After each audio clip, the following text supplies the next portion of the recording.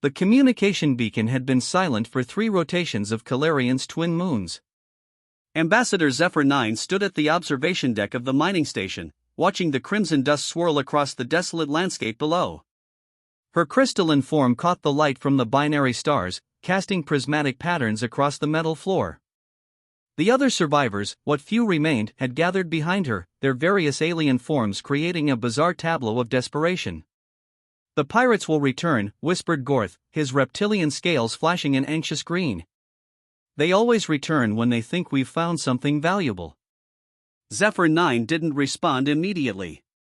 She was calculating, as her people always did. The Calarian Mining Consortium had been operating peacefully in this sector for 2 standard years, extracting rare minerals from the asteroid belt. They'd followed all the proper protocols, registered their claims with the Galactic Mining Authority, and paid their taxes to the local system governor. They'd even hired security, expensive mercenaries who'd promised protection. Those mercenaries had fled at the first sign of trouble. "We need to send a distress signal," said Dr. Vex, the Altarian chief geologist. Her 6 arms gestured frantically as she spoke, a sure sign of stress in her species. "Someone has to help us. The Galactic Peace Corps, maybe? Or the Andorian Defense Fleet?" "The Peace Corps doesn't operate in this sector," Gorth replied, his forked tongue tasting the recycled air. "Too far from the core worlds." "And the Andorians, they'd want payment up front." Zephyr 9 finally turned from the window. Her faceted eyes caught the light, making them appear to burn within her fire. "There is another option." The room fell silent. Even the hum of the life support systems seemed to quiet. "What option?" Dr. Vex asked. "The humans." The word hung in the air like a curse. Several of the survivors took an involuntary step back. Gorth's scales shifted to a deep purple, the color of fear in his species. "You can't be serious," he hissed. "The humans are there." "Dangerous," finished Dr. Vex. "Unpredictable. Violent." "They're also effective," Zephyr 9 stated matter-of-factly. The incident at Proxima Station. The siege of New Babylon. The Krex uprising. Every time there's been a threat to galactic peace, the humans have responded. Decisively. "That's exactly the problem," Gorth argued. "They don't just respond, they obliterate. They turn entire systems into graveyards. Remember what happened to the Vorthan Empire when they tried to enslave that human colony?" Everyone in the room remembered. The Vorthan Empire had been one of the most powerful civilizations in the galaxy, controlling over 300 worlds. They'd made the mistake of capturing a small human settlement on the Rim worlds, intending to use the inhabitants as slave labor. The humans had politely asked for their people back. When the Vorthans refused, the humans had asked again, less politely. When the Vorthans laughed at the second request, the humans had gone quiet. 3 months later, the Vorthan Empire no longer existed. Not just their government, their entire species had been relocated to a single world under human supervision, their technology confiscated, their military disbanded. The humans had accomplished in 3 months what the combined might of the Galactic Alliance had been unable to do in 3 centuries. "The humans are forbidden from operating in this sector," Dr. Vex pointed out. "The Treaty of Rigel explicitly states." "The Treaty of Rigel applies to human expansion and colonization," Zephyr 9 interrupted. "It says nothing about humanitarian aid to non-human species under attack by pirates." "Humanitarian aid?" Gorth laughed bitterly. "You think that's what we'd be getting? The humans don't do anything small. They don't send a single ship to deal with a handful of pirates. They send fleets. Armadas. They turn local conflicts into galactic incidents." "Then perhaps," Zephyr 9 said quietly, "that's exactly what we need." The debate continued for another hour, but the outcome was inevitable. They had no other choice. The pirates, calling themselves the Crimson Nebula Syndicate, had already hit the mining station twice. They'd killed 17 workers, stolen most of the valuable equipment, and made it clear they'd be back for more. The local authorities were either bought off or too afraid to intervene. The few legitimate security companies that operated in the sector wanted payment in advance, payment the consortium no longer possessed. The humans, on the other hand, were rumored to provide aid first and worry about payment later. If they bothered to ask for payment at all. Fine, Dr. Vex said finally, her 6 arms crossed in resignation. But we need to be very careful about how we phrase this request. We don't want to provoke them. Provoke them? Gorth scoffed. We're about to poke a sleeping dragon with a stick. There's no unprovocative way to do that. Zephyr 9 moved to the communications console, her crystalline fingers dancing across the holographic interface. We'll keep it simple. A standard distress call. We're under attack by pirates, we need assistance, and we're willing to pay reasonable compensation for services rendered. Don't mention the mineral deposits, Dr. Vex warned. Humans get acquisitive when they hear about valuable resources. And whatever you do, Gorth added, don't make it sound like we're desperate. Humans can smell desperation from 3 sectors away. They'll either ignore us completely or show up with enough firepower to glass the entire system. Zephyr 9's fingers paused over the console. We are desperate. Then we lie, Gorth said simply. We tell them it's a minor piracy problem, easily solved with a small patrol ship or 2. We definitely don't mention that the Crimson Nebula Syndicate has been systematically raiding this entire sector for the past year. That would be dishonest, Zephyr 9 said slowly. Her people value truth above almost everything else. Dishonest, agreed Dr. Vex. And potentially the only thing that saves our lives. The ambassador considered this. Her ethical subroutine struggled with the concept of deliberate deception, but her survival programming ultimately won out. Very well. A minor piracy problem. Small-scale assistance required. Standard compensation offered. She began typing, crafting the message with care. Every word was chosen to minimize the perceived threat level while still conveying the urgency of their situation. It was a delicate balance, too casual and the humans might not respond at all, too dramatic and they might respond with excessive force. The final message read: *2, Terran Defense Force, Outer Rim Command from Calarian Mining Consortium, Station Omega 7 Re, request for assistance, piracy incident. Greetings. We are a civilian mining operation experiencing minor difficulties with local pirate activity. Would appreciate discreet assistance from a patrol vessel to help resolve this matter. Standard compensation and fuel reimbursement offered. Situation not urgent but would prefer timely response. Respectfully, Ambassador Zephyr 9 Calarian Mining Consortium *. Minor difficulties? Gorth read over her shoulder. They killed 17 of our people. The message is already drafted, Zephyr 9 replied. Shall I send it? Dr. Vex looked around the room at the dozen surviving workers. They were all that remained of a workforce that had once numbered over 200. The rest were dead, missing, or had fled when the situation became untenable.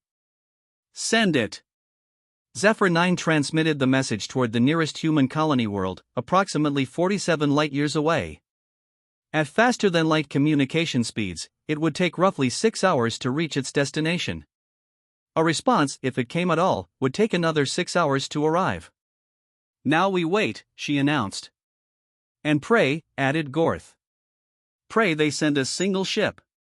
Pray they handle this quietly. Pray they don't decide our little mining operation is somehow a threat to galactic peace. Dr. Vex was already pulling up star charts on her personal datapad. I'm calculating jump routes out of the system. Just in case. In case of what? Zephyr 9 asked. In case the humans decide to solve our pirate problem by sterilizing the entire sector. The message arrived at Terran Defense Force headquarters at 0347 hours, local time. It was processed by the night shift communications officer, tagged as routine, and forwarded to the appropriate department.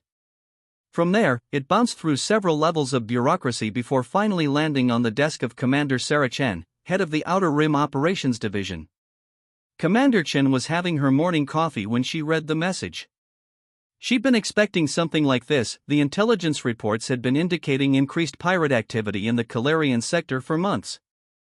The Crimson Nebula Syndicate had been getting bolder, hitting targets further from their base of operations. What she hadn't expected was for the local authorities to completely collapse, leaving civilian populations to fend for themselves.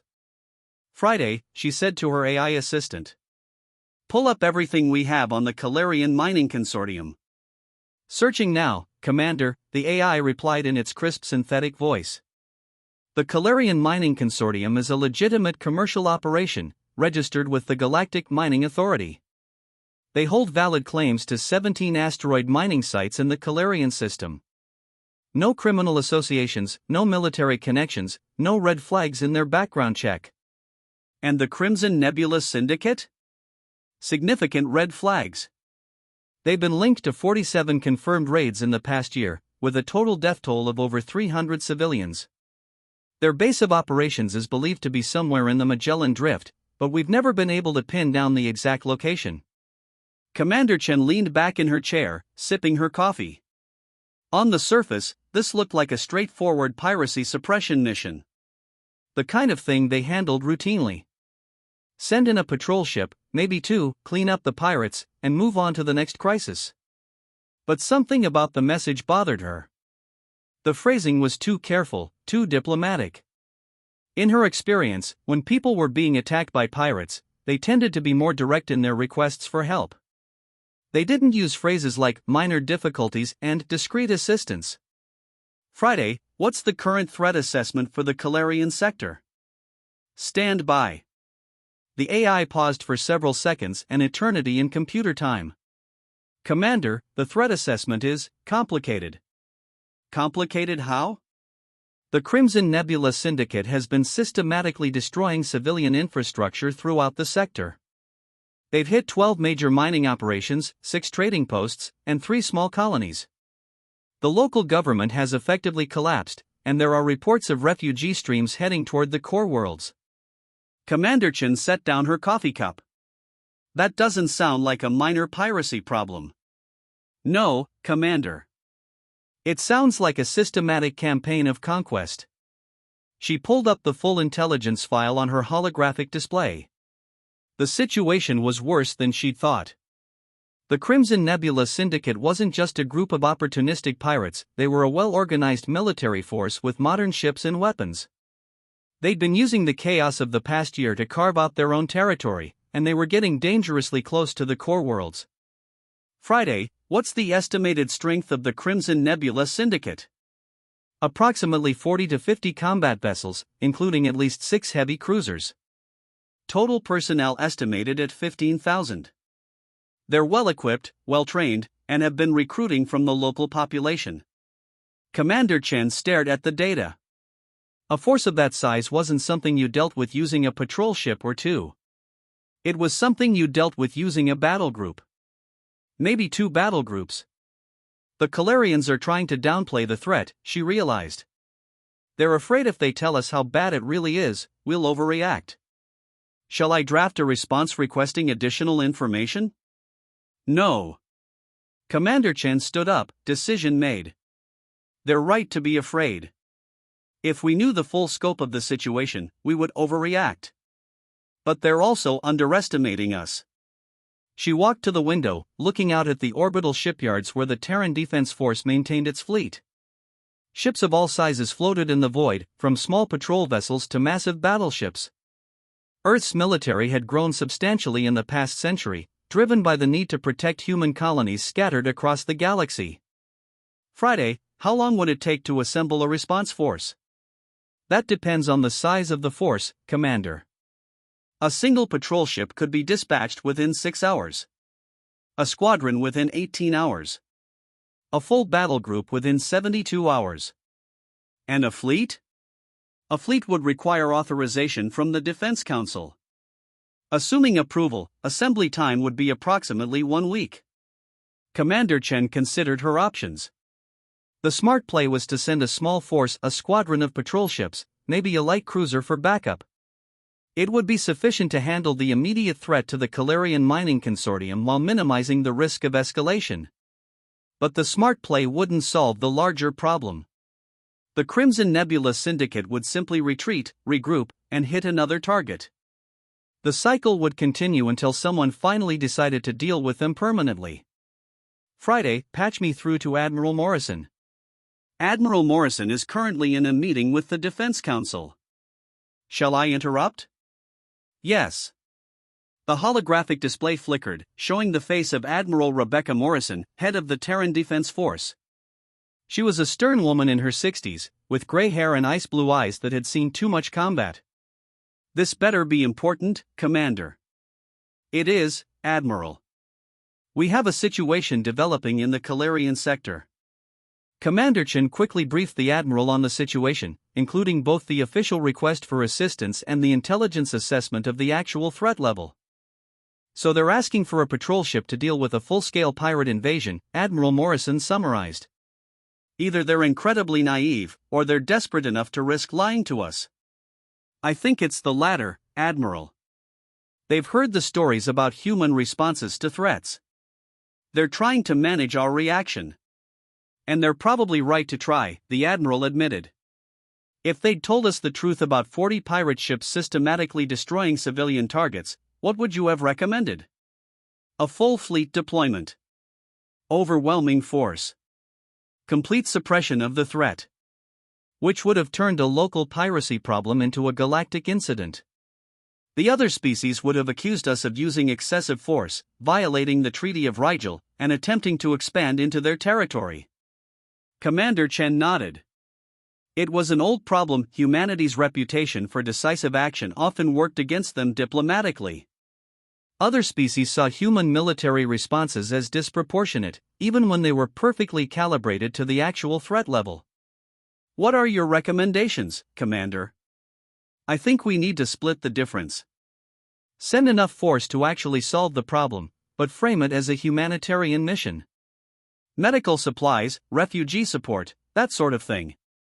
Include the combat vessels, but don't make them the focus. Admiral Morrison considered this. A humanitarian convoy with heavy escort. It could work. How heavy an escort are we talking about? Third Fleet. The Admiral's eyebrows rose. Third Fleet? Commander, that's 47 ships, including the Excalibur. That's not an escort, that's an armada. The Crimson Nebula Syndicate has 40 to 50 ships. We need to outnumber them decisively to minimize casualties on both sides. And when the Galactic Council asks why we sent a battleship to deal with a minor piracy problem, we tell them the truth. We were responding to a humanitarian crisis. The fact that we also eliminated a major threat to galactic peace was just a bonus. Admiral Morrison was quiet for a long moment, studying the tactical display. You realize that if we do this, there's no going back. The other species will know we've been monitoring their sectors, that we have detailed intelligence on threats they haven't reported. They'll see it as proof that we're planning something. Admiral, the Crimson Nebula Syndicate has killed over 300 civilians in the past year. They've displaced thousands more. At what point does protecting galactic peace become more important than galactic politics? That's a question for the politicians, not the military. But... The Admiral paused. But I think you're right. This has gone too far. Authorize the deployment of Third Fleet. Humanitarian mission, heavy escort, full spectrum response. Thank you, Admiral. Don't thank me yet, Commander. If this goes wrong, if other species see this as an act of aggression, we'll both be looking for new careers. The transmission ended. Commander Chen sat back down at her desk, already drafting the deployment orders. Third Fleet would assemble at the Proxima station within 48 hours, then proceed to the Calarian sector at maximum speed. Total transit time would be approximately 5 days. She composed a reply to the Calarian Mining Consortium. *2 Calarian Mining Consortium, Station Omega 7 from Terran Defense Force, Outer Rim Command response to request for assistance. Your request for assistance has been received and approved. A humanitarian convoy with escort is being dispatched to your location. ETA approximately 120 hours. Please maintain your current position and avoid unnecessary risks. Additional medical and supply vessels are being included to assist with any refugee populations in your sector. Our forces are authorized to provide comprehensive assistance to all civilian populations under threat. Respectfully, Commander Sarachan Outer Rim Operations Division Terran Defense Force **. She reviewed the message one more time before sending it. The wording was carefully chosen to give no hint of the actual size of the force being deployed. The Calarians would hopefully interpret humanitarian convoy with escort as a small medical ship with a few patrol vessels. They had no idea what was coming. The response arrived at the mining station 12 hours after the original message was sent. Zephyr 9 read it 3 times before calling the others to the communication center. They're coming, she announced. How many ships? Gorth asked immediately. The message doesn't specify. It mentions a humanitarian convoy with escort. Dr. Vex looked up from her calculations. That could be anything from 2 ships to 20. Though knowing humans, it's probably on the lower end. They tend to be efficient. 120 hours, Zephyr 9 noted. 5 standard days. We need to survive 5 more days. The pirates will be back before then, Gorth said grimly. Their pattern suggests they'll hit us again within the next 2 days. Then we need to be ready. Zephyr 9 turned to the tactical display. We have basic defensive systems, some mining equipment that could be weaponized, and 43 survivors who are willing to fight. Against 40 pirate ships? Dr. Vex shook her head. It's suicide. Not 40 ships, Gorth corrected. Intelligence suggests they only send small raiding parties for operations like this. Maybe 3 or 4 ships at most. Still bad odds. Better than no odds, Zephyr 9 replied. We make our stand here. If we can hold out for 5 days, the humans will handle the rest. The next 48 hours passed in a blur of preparation. The miners worked with desperate efficiency, turning their industrial equipment into improvised weapons. Mining lasers were recalibrated for anti-ship use. Explosive charges were rigged as proximity mines. The station's modest shields were reinforced with spare power cells. It wasn't much, but it was something. The pirates returned on schedule, 3 ships dropping out of hyperspace at the edge of the system.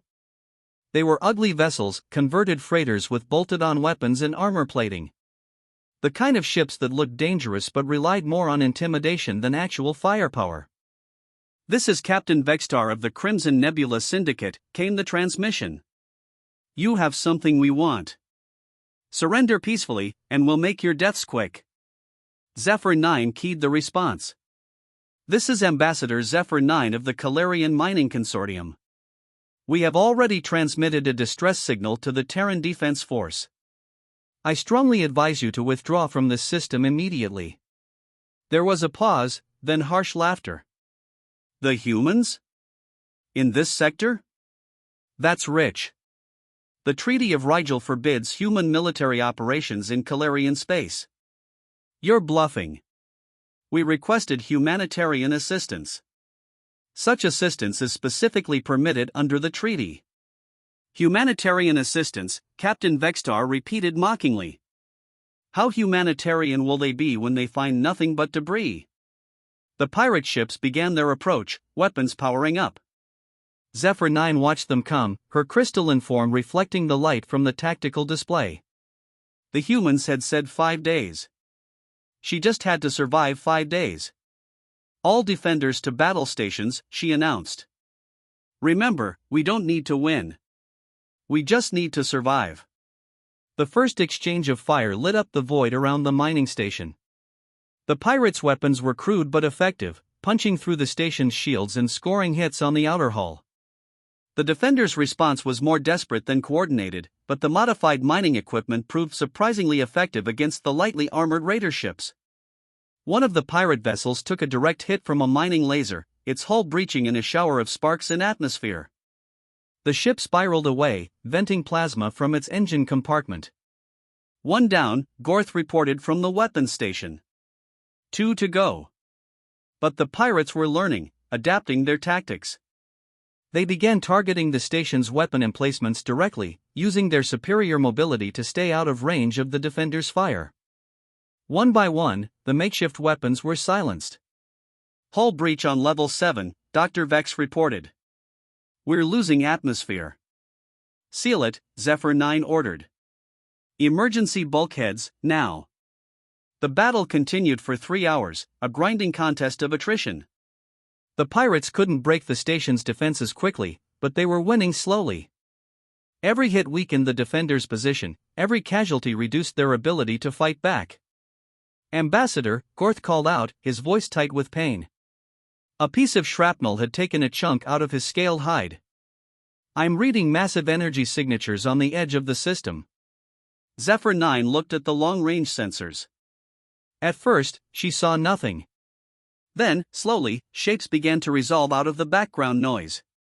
Ships. Lots of ships. The humans, she breathed. They're early. How many? Dr. Vex asked. Zephyr 9 counted the sensor contacts once, then again. The number couldn't be right. 47 ships. 47? Gortha's scales flickered between green and purple. For a minor piracy problem? The lead ship was massive, easily 10 times the size of the largest pirate vessel. Its hull was sleek and predatory, bristling with weapons that could probably crack a moon.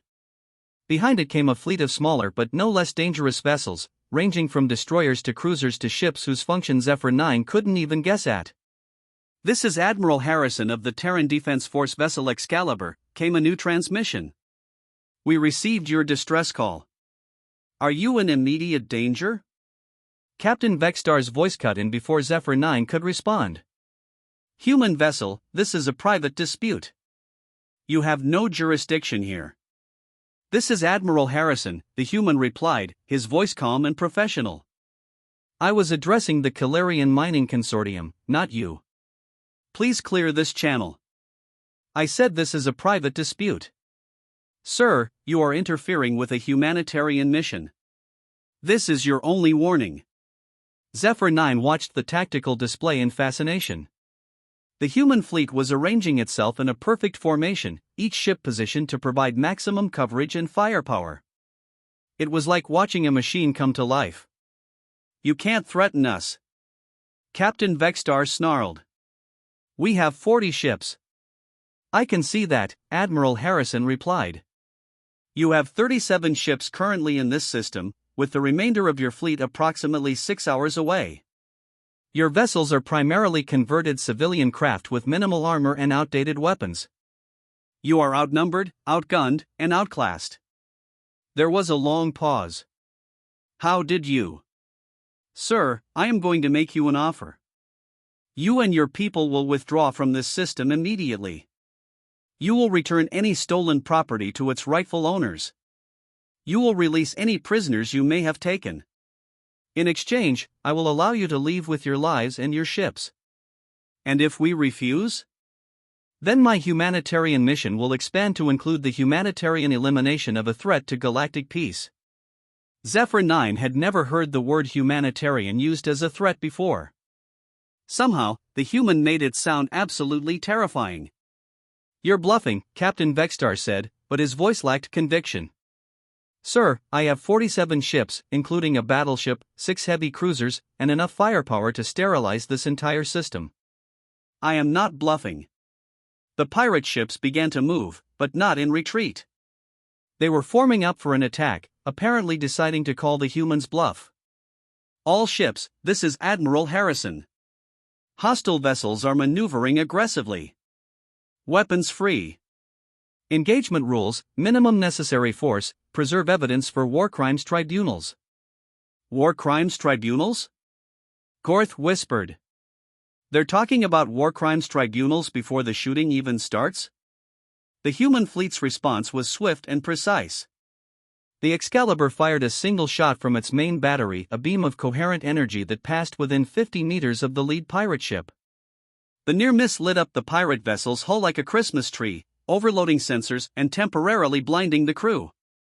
That was a warning shot, Admiral Harrison announced. The next one won't be. The pirate ships opened fire. Their weapons lit up space with energy bolts and projectiles, all aimed at the human fleet. The humans' response was immediate and overwhelming.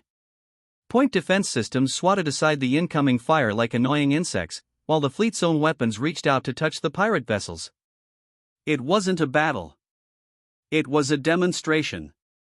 The first pirate ship simply vanished, vaporized by a direct hit from a human cruiser. The second lost its engines and began spinning helplessly through space. The third ship tried to flee, but human pursuit craft caught it before it could reach hyperspace. Within 10 minutes, the entire pirate force was either destroyed or disabled. The Crimson Nebula Syndicate's attack on the mining station had become their last stand.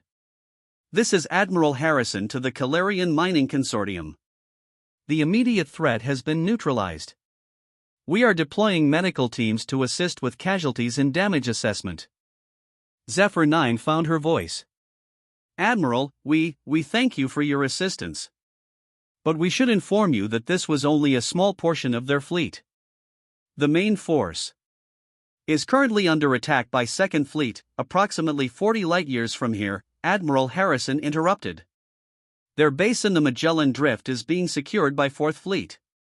By the time we finish here, the Crimson Nebula Syndicate will no longer exist as a functional organization.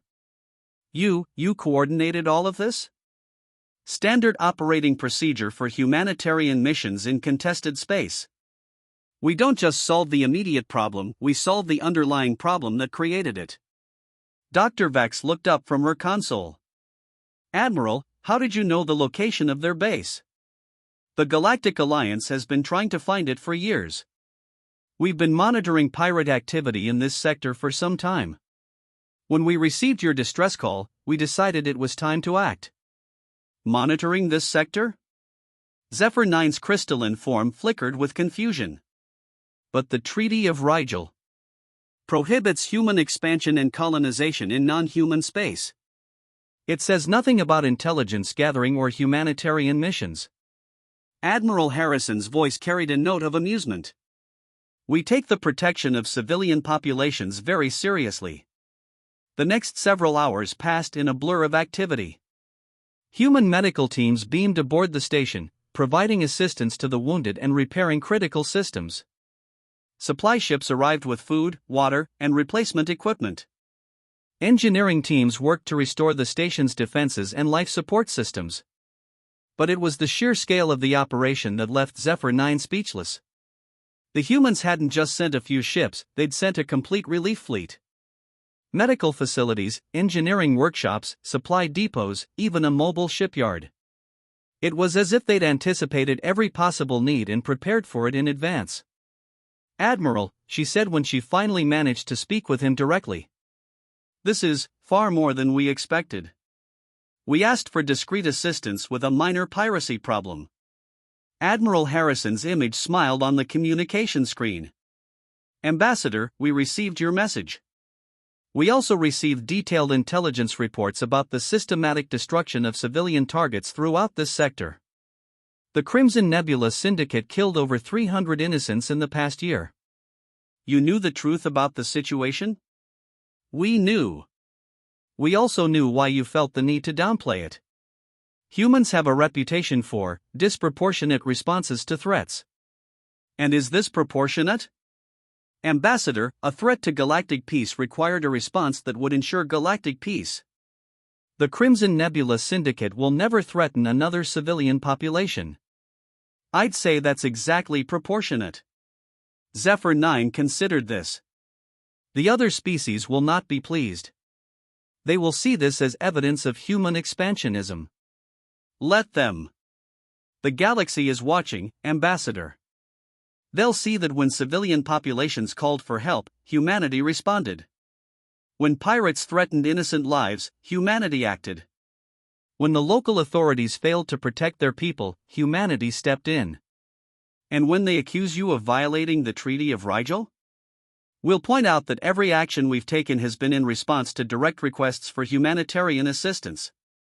We haven't established any permanent bases, we haven't claimed any territory, and we haven't interfered with any legitimate government operations. But you have eliminated a major threat that the local governments couldn't handle. Yes.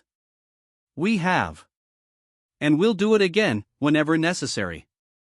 The implications of that statement hung in the air between them. Zephyr 9 finally understood what had really happened. The humans hadn't just responded to a distress call, they'd used it as justification for a long-planned operation to clean up an entire sector. How long have you been planning this? She asked. Planning what, Ambassador?